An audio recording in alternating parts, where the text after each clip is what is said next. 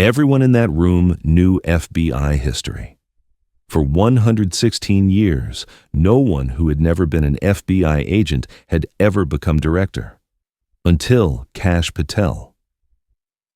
When Jasmine Crockett leaned into her microphone, she said just 2 words. Never been. And those 2 words caught a man who had violated 116 years of tradition in the biggest fraud in history. The Senate Judiciary Committee hearing room was packed with an unusual tension that morning. The confirmation hearing for FBI Director Kash Patel had been anticipated for weeks, not because anyone expected serious opposition to succeed, but because everyone wondered how the most controversial law enforcement appointment in decades would play out under congressional scrutiny. Patel sat at the witness table with the confidence of a man who believed he had already won. At 44, he had cultivated an image as a Trump loyalist who understood the deep state and wasn't afraid to dismantle it from within. His supporters saw him as exactly what the FBI needed, an outsider who could clean house and restore the Bureau to its core mission. His critics saw him as a dangerous political operative with no qualifications for one of the most important law enforcement positions in the world. But as the hearing began, most observers expected the usual partisan theater. Republicans would praise Patel's commitment to fighting corruption, while Democrats would question his qualifications and political motivations. What no one expected was that the most devastating critique would come not from passionate speeches about the politicization of law enforcement, but from simple questions about basic professional qualifications. Congresswoman Jasmine Crockett had arrived early that morning with a single manila folder and the kind of methodical preparation that had made her one of the most effective oversight members in Congress. Unlike her colleagues who often relied on prepared talking points in political messaging, she had spent weeks researching not just Patel's background, but the institutional history and traditions of the FBI itself. The folder contained no classified information, no secret documents, no explosive revelations that would require elaborate explanations or complex legal arguments. Instead, it contained something far more powerful: a simple chronological list of every FBI director since the Bureau's founding in 1908, along with their professional backgrounds and career trajectories before assuming leadership of the nation's premier law enforcement agency. As Chairman Lindsey Graham called the hearing to order, Patel looked relaxed and confident. He had testified before Congress numerous times during his tenure in various Trump administration positions, and he understood the rhythms of these hearings. Republicans would ask softball questions that allowed him to deliver prepared sound bites about his commitment to fighting crime and protecting America. Democrats would make speeches disguised as questions, allowing him to respond with practiced deflection and partisan counterattacks. The first hour proceeded exactly as expected. Republican senators praised Patel's dedication to law enforcement and his understanding of the threats facing America. They asked about his plans for fighting violent crime, his approach to cybersecurity threats, and his vision for modernizing the Bureau's capabilities. Patel delivered polished answers that hit all the right talking points while revealing little about his specific plans or qualifications. Democratic senators, meanwhile, focused on his political background and his previous statements about dismantling parts of the federal law enforcement apparatus. They questioned whether someone who had publicly called for dramatically reducing the FBI's size and scope could effectively lead the organization. Patel responded with familiar arguments about the need for reform and accountability, turning every criticism into an opportunity to reinforce his outsider credentials. But throughout this predictable exchange, Jasmine sat quietly, taking notes and waiting for her turn. Unlike many of her colleagues who seemed eager to score political points or deliver memorable sound bites, she appeared to be listening carefully to Patel's responses and cross-referencing them against the materials in her folder. When Chairman Graham finally recognized her, the room's energy shifted slightly. Jasmine had developed a reputation for asking questions that other members hadn't thought of, for focusing on details that seemed minor but often revealed larger problems, and for maintaining a calm professionalism that made her critiques more effective rather than less. Thank you, Mr. Chairman, she said, opening her folder and pulling out a single sheet of paper. Mr. Patel, I'd like to ask you about your law enforcement background. It seemed like a routine question, the kind that had been asked and answered multiple times already during the hearing. Patel shifted slightly in his chair, prepared to deliver his standard response about his various roles in the Justice Department and his commitment to law enforcement principles.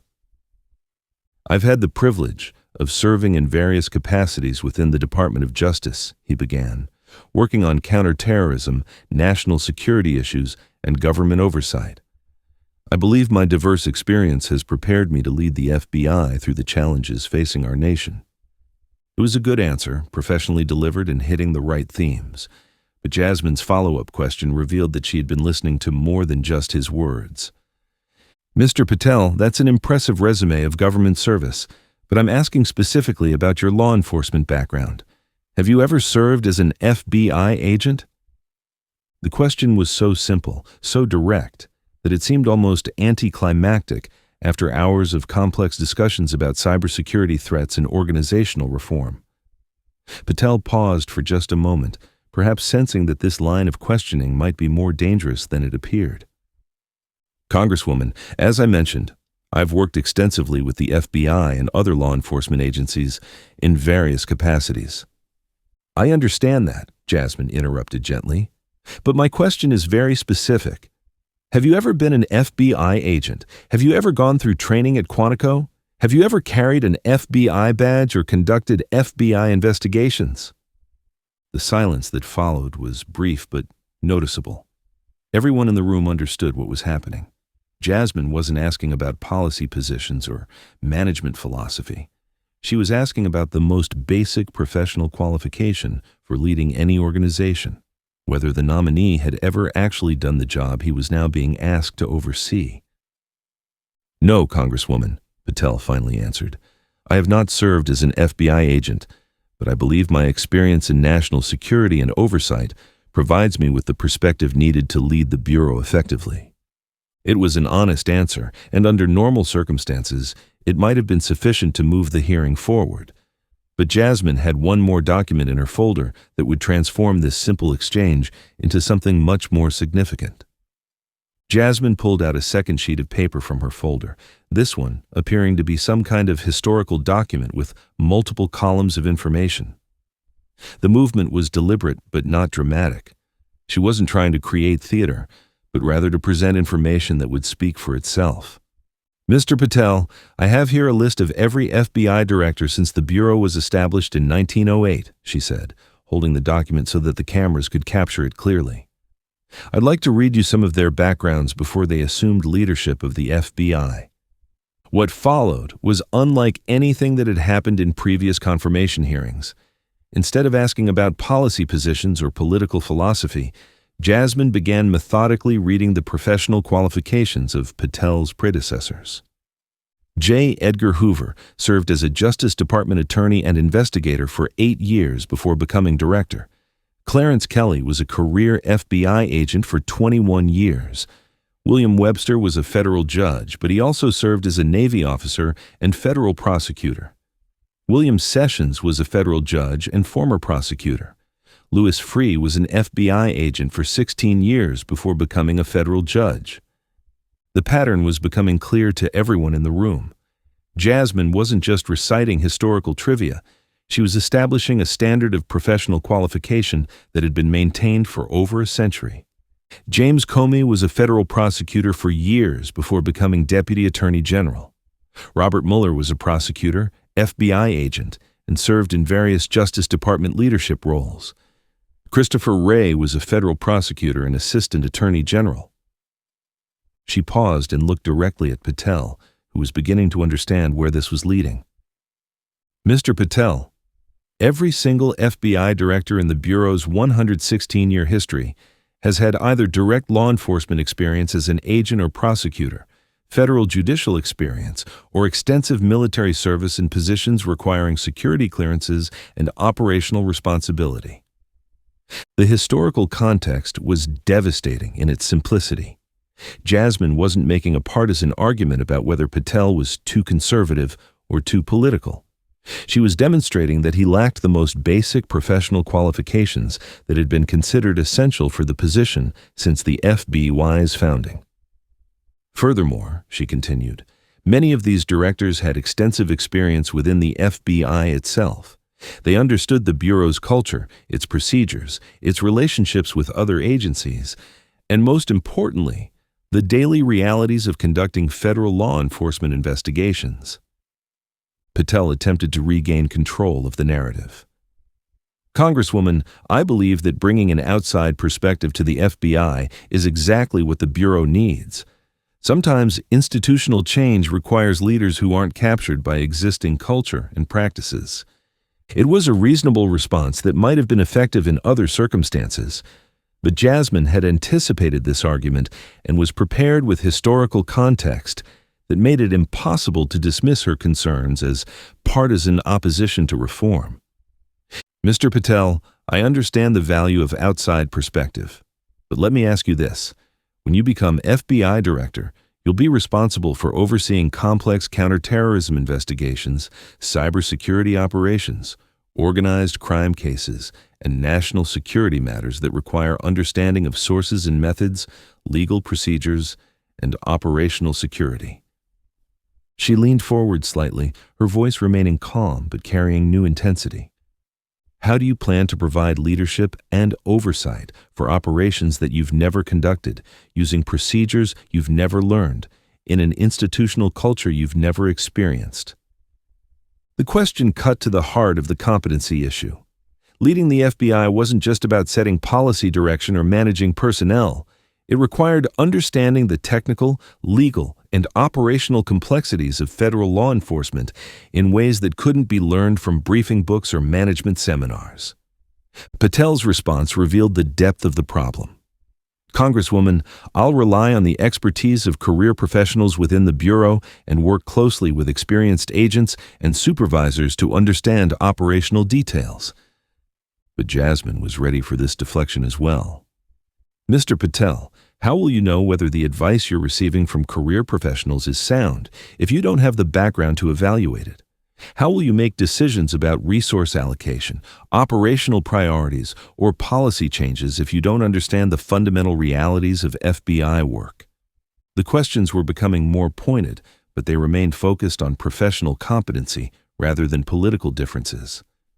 This wasn't about whether Patel was too conservative or too loyal to Trump.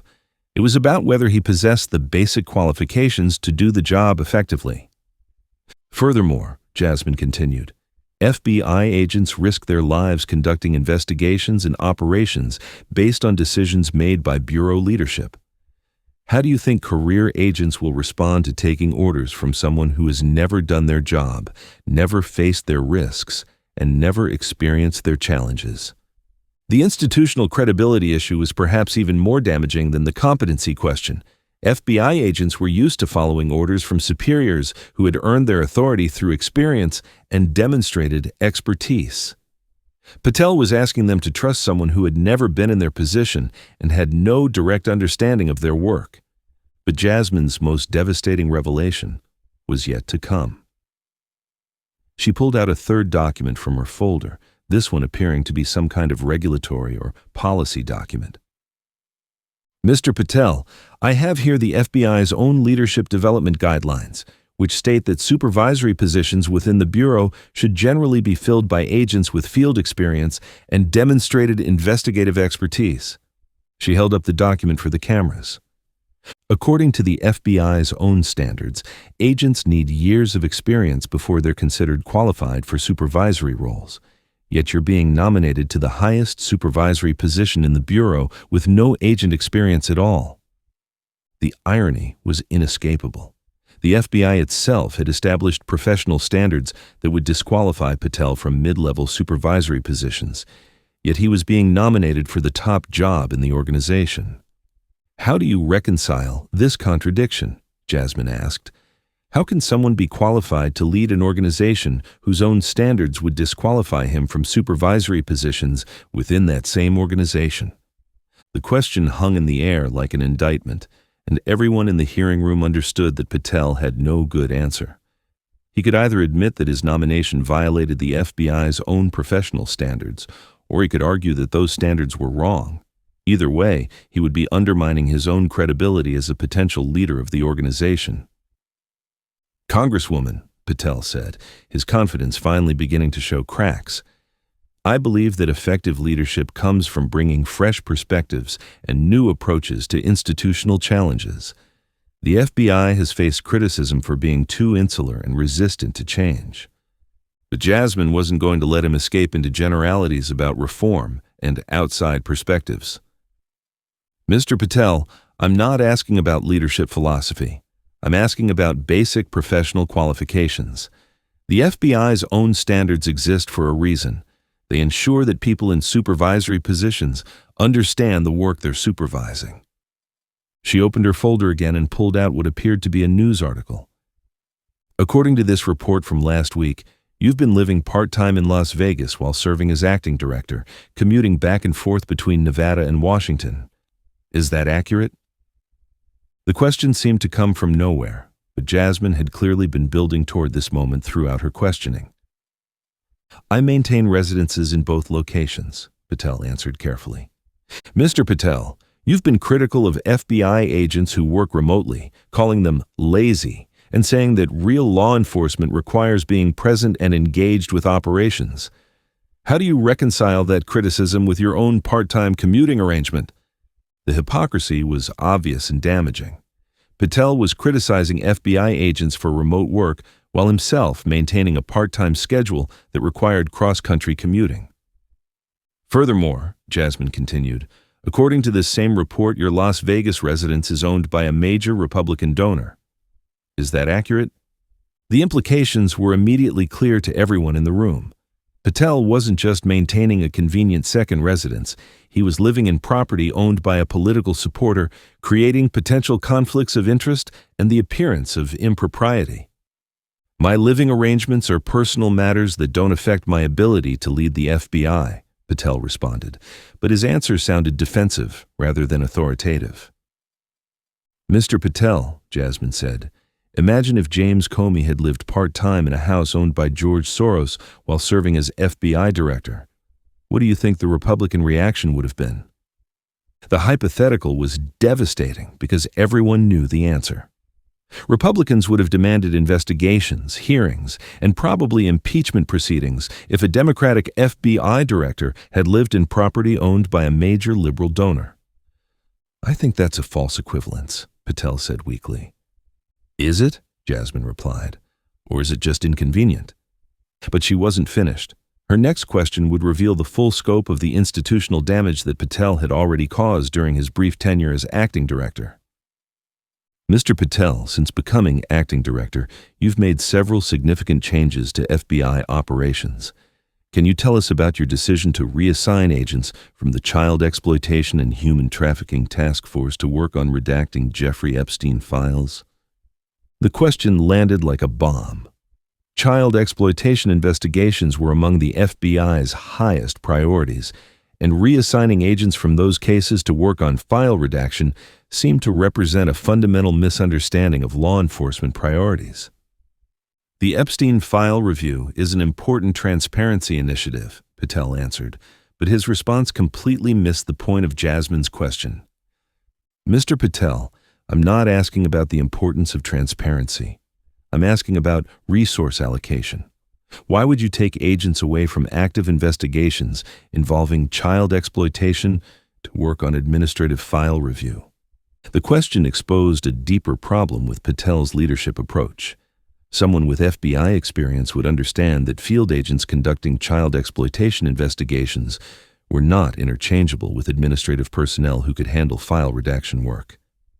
"Furthermore," Jasmine continued, "former FBI Director Christopher Wray testified last year that Chinese hackers outnumber FBI cyber personnel by at least 50 to 1. Given that massive disparity in cyber capabilities, why would you reassign any agents away from cybersecurity work to handle administrative tasks?" The strategic implications were staggering. At a time when America faced unprecedented cyber threats from China and other adversaries, Patel was reducing the FBI's investigative capacity to handle political priorities that had nothing to do with current law enforcement needs. "Mr. Patel," Jasmine said, "these decisions suggest that you don't understand the difference between the FBI's operational responsibilities and its administrative functions. They suggest that you see FBI agents as generic government employees who can be moved around like chess pieces rather than specialized professionals with specific expertise and training." Patel attempted to defend his decisions, but his explanations only made things worse. "The Bureau needs to be more responsive to congressional oversight and public transparency demands," he said. "Mr. Patel," Jasmine responded, "responsiveness to oversight doesn't require taking agents away from child exploitation cases.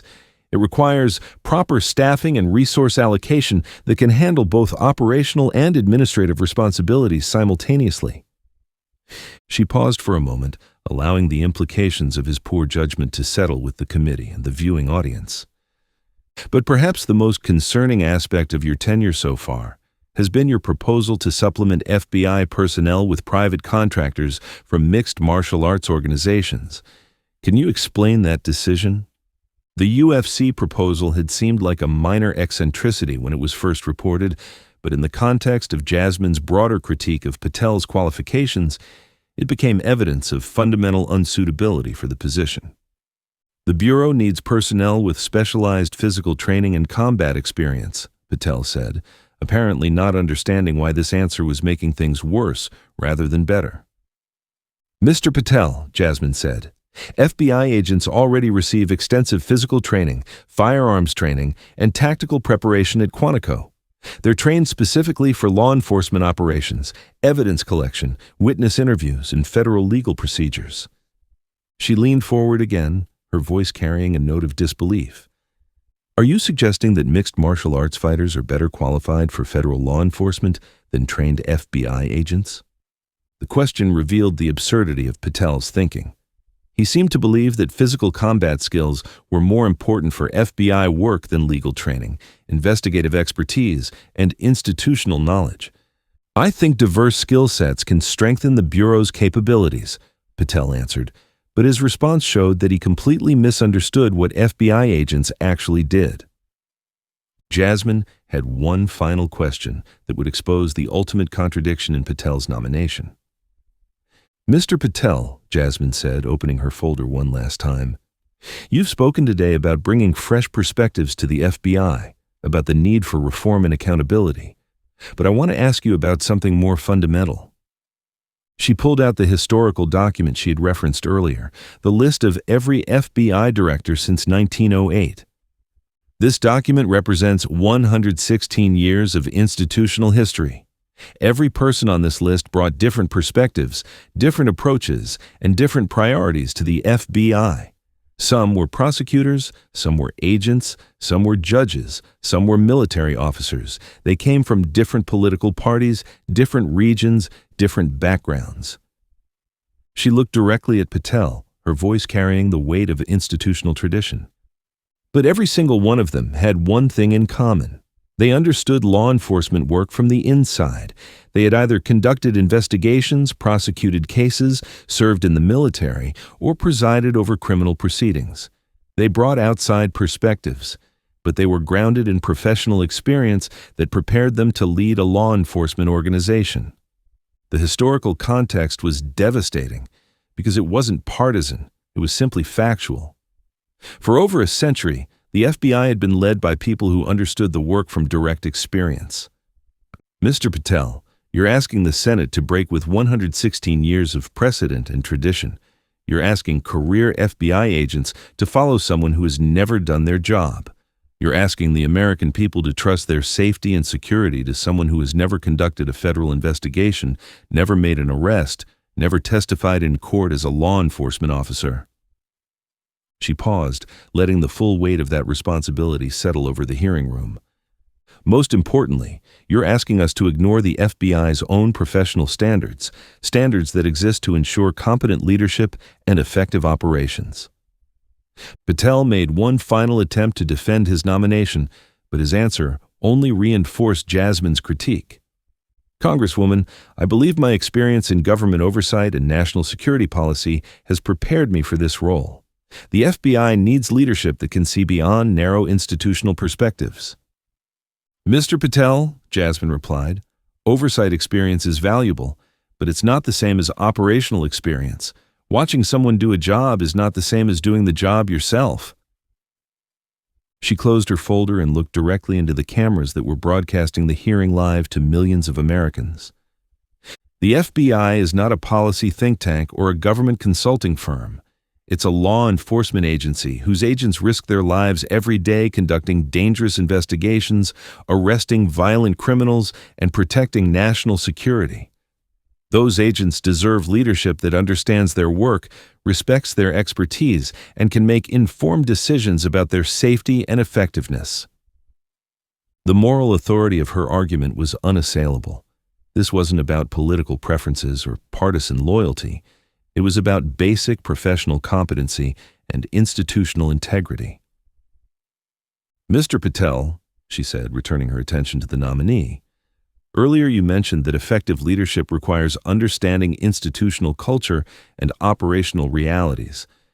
How can you provide that understanding when you've never been part of that culture or experienced those operational realities?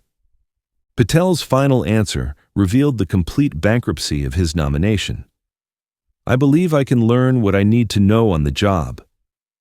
The response was perhaps the most damaging thing he could have said. The idea that someone could learn to be FBI director on the job demonstrated a fundamental misunderstanding of the complexity and responsibility of the position. Mr. Patel, Jasmine said, the FBI director is responsible for counterterrorism operations, cybersecurity defense, organized crime investigations, and protecting national security secrets. These are not areas where you can afford to learn on the job. Mistakes in these areas can cost lives, compromise sources, and threaten national security. She stood up from her chair, an unusual move that drew everyone's attention. Mr. Chairman, I want to be very clear about what we're being asked to do here. We're being asked to confirm someone to lead the FBI who has never been an FBI agent, never conducted a federal investigation, never worked a criminal case, and never experienced the operational realities of federal law enforcement. Her voice carried a gravity that made everyone in the room understand the historical significance of what was being proposed. For 116 years, the FBI has been led by people who understood the job from experience. We're being asked to break that tradition not because Mr. Patel has superior qualifications, but because he has political connections. We're being asked to prioritize loyalty over competency, politics over professionalism, and personal relationships over institutional integrity. The indictment was complete and undeniable. Jasmine had systematically dismantled not just Patel's qualifications, but the entire rationale for his nomination. Mr. Chairman, she concluded, I cannot support this nomination. The FBI and the American people deserve better. The hearing continued for another hour, but the damage had been done. Patel's responses to other questions seemed weak and defensive after Jasmine's systematic critique. Republican senators found themselves unable to defend his qualifications without appearing to dismiss the importance of professional experience in law enforcement. Within 48 hours, 3 Republican senators had announced that they could not support the nomination. Within a week, Patel had withdrawn his name from consideration, citing partisan attacks on his record, though everyone understood that the real problem was his complete lack of relevant qualifications. The hearing became a case study in effective congressional oversight, how to hold nominees accountable not through partisan attacks or political theater, but through careful preparation, systematic questioning, and respect for institutional standards and traditions. For Jasmine Crockett, it established her reputation as one of the most thorough and effective oversight members in Congress. She had demonstrated that the most powerful weapon against unqualified nominees wasn't passionate opposition, but simple questions about basic competency. And for the FBI, it preserved the institutional integrity that had been built over 116 years of professional leadership. The Bureau would eventually get a new director, but it would be someone who understood the work from experience and respected the traditions that made the organization effective. The two words that defined the hearing, never, been, became shorthand for the importance of professional qualifications in government service. They reminded everyone that some jobs require more than political loyalty or personal connections. They require competence, experience, and respect for the institutions that protect American democracy. What happened next in that hearing room would cement Jasmine Crockett's reputation as the most fearless questioner in Congress. As the initial shock of her "never been" moment began to settle, she wasn't finished. She had one more folder, one that would expose not just Patel's lack of qualifications, but something far more disturbing about how he had obtained the nomination in the first place. "Mr. Patel," Jasmine continued, her voice cutting through the uncomfortable silence that had fallen over the room, "I want to revisit something you said earlier about bringing fresh perspectives to the FBI. Can you tell us about your meeting with Erik Prince 3 weeks before your nomination was announced?" The question hit the room like a thunderclap. Erik Prince, the controversial founder of Blackwater, had been largely absent from public political discussions for months. His name appearing in this context sent a visible ripple through the gallery of reporters and observers. Patel's confident demeanor finally cracked completely. "I'm not sure what you're referring to, Congresswoman." "I have here," Jasmine said, pulling out a photograph from her folder, "a picture of you leaving the Hay Adams Hotel on January 15th, approximately 30 minutes after Mr. Prince was photographed entering the same location. According to hotel records, you both had meetings scheduled in the same private dining room." The photograph was damning in its simplicity. Two men captured by a Washington Post photographer who had been following Prince for an unrelated story, entering and leaving the same location within the time frame Jasmine had specified. "That appears to be a coincidence, Congresswoman," Patel said, but his voice lacked any conviction. "Mr. Patel, 3 days after that meeting, Erik Prince made a $2.3 million donation to the American Security Foundation, a nonprofit organization that has spent the last month running digital advertisements supporting your nomination. Would you characterize that timing as coincidental as well?" The room erupted.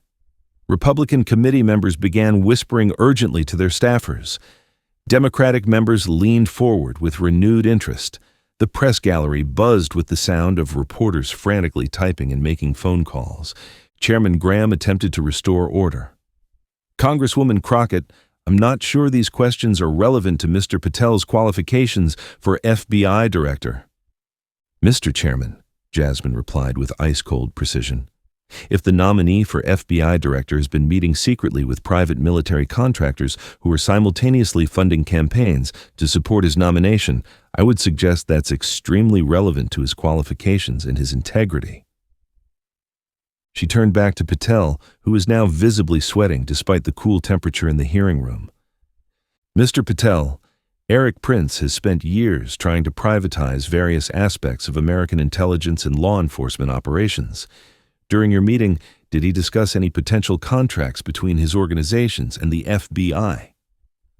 "I don't recall the specific details of any conversations," Patel said, falling back on the classic Washington non-answer that satisfied no one. "Let me help refresh your memory," Jasmine said, producing another document. "This is a contract proposal, dated January 20th, 5 days after your meeting with Mr. Prince, submitted by Aegis Global Security, a subsidiary of Prince's current company structure. The proposal outlines a $47 million contract to provide specialized personnel training and tactical support to the FBI." The implications were staggering.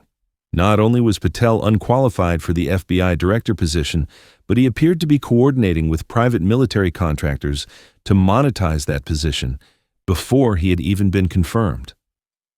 "Mr. Patel, did you review this contract proposal? Did you provide input on its development? And most importantly, did you promise Mr. Prince that you would award this contract if confirmed as FBI director?"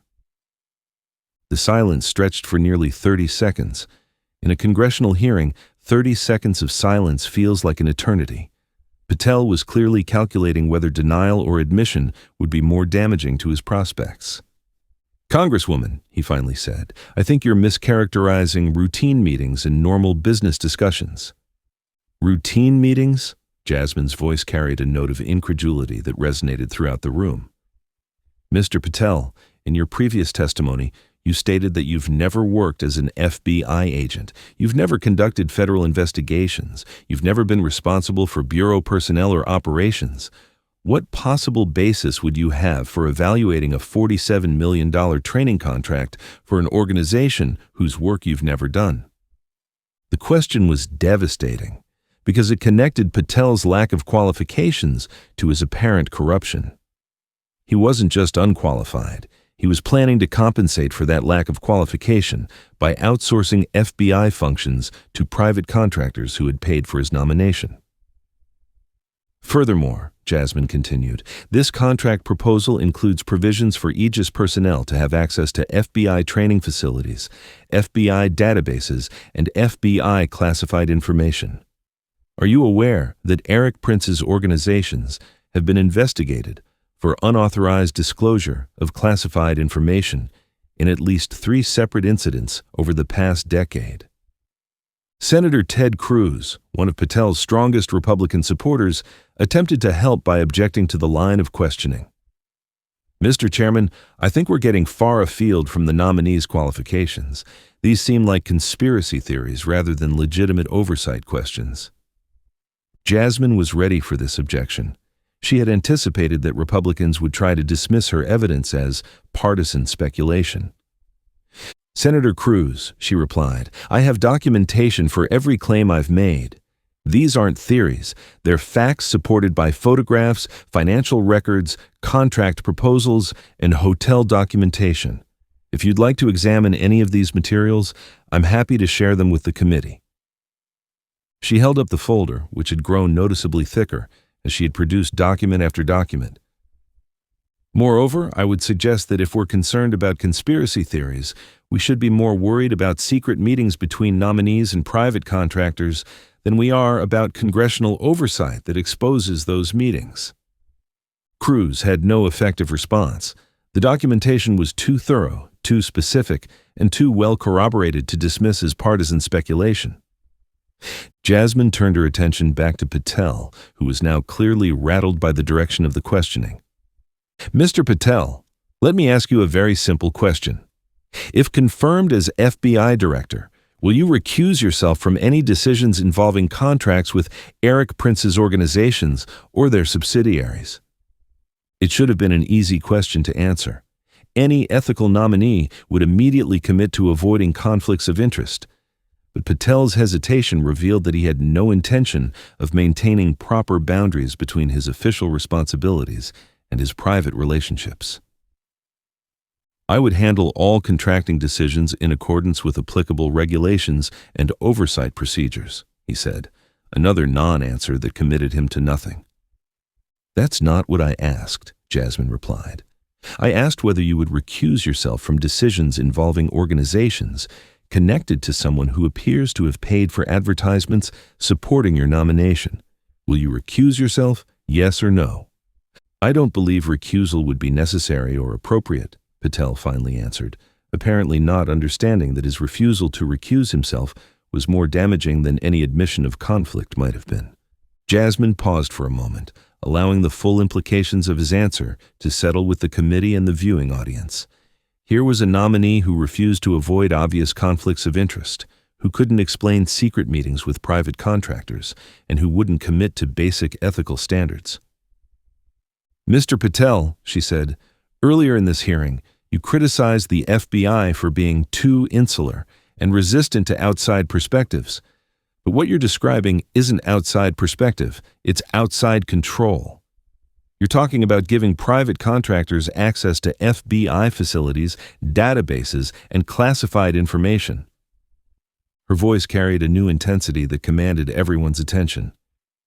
"The FBI's insularity isn't a bug, it's a feature. It exists to protect national security information, preserve the integrity of investigations, and maintain the independence of law enforcement from political and commercial influences." She leaned forward, making direct eye contact with Patel. What you're proposing would compromise all of those protections.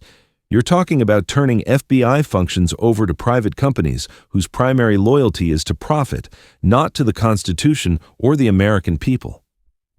The institutional critique was devastating because it went beyond questions of personal ethics to fundamental issues of national security and democratic governance.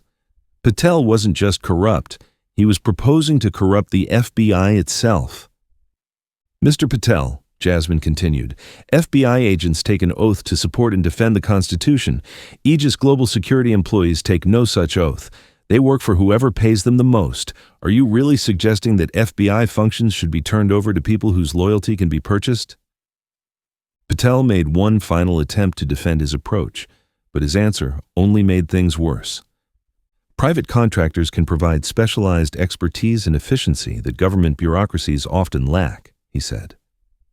Mr. Patel, Jasmine replied, the FBI isn't a bureaucracy. It's a law enforcement agency. Its agents aren't bureaucrats. They're sworn officers whose job is to protect the American people. The efficiency you're talking about means cutting corners on background checks, security clearances, and accountability measures that exist for very good reasons. She stood up again, signaling that she was building toward her final point. The hearing room fell silent as the full weight of her presentation settled over everyone present. Within hours, the story would dominate every news cycle in America. Within days, the nomination would be dead. And within weeks, the Justice Department would announce a new nominee, a career FBI agent with 30 years of experience who understood that some jobs require more than political connections. The two words, never, been, had exposed more than just one unqualified nominee. They had revealed an entire system of corruption that threatened the foundations of democratic governance and professional law enforcement.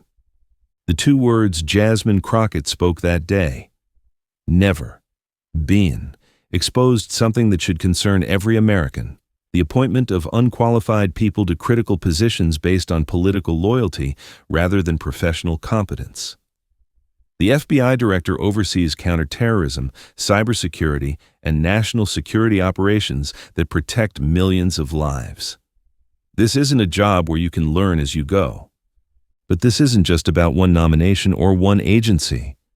Across government, we see qualified professionals being replaced by political loyalists who lack the experience to do their jobs effectively. When competence is sacrificed for loyalty, everyone suffers, except the enemies who benefit from our weakened institutions. How many other critical positions are being filled by people who have never been qualified for the jobs they're given? The confirmation process exists to ensure that nominees have the basic qualifications to serve effectively, but it only works when senators are willing to ask tough questions about competence rather than just political preferences. Subscribe to see more moments when preparation and professional standards triumph over political loyalty. Hit that notification bell so you never miss the instances when someone asks the simple questions that expose complex problems. And let us know in the comments, what other government positions do you think require actual experience rather than just political connections? Because when institutions are led by qualified professionals, democracy works better for everyone.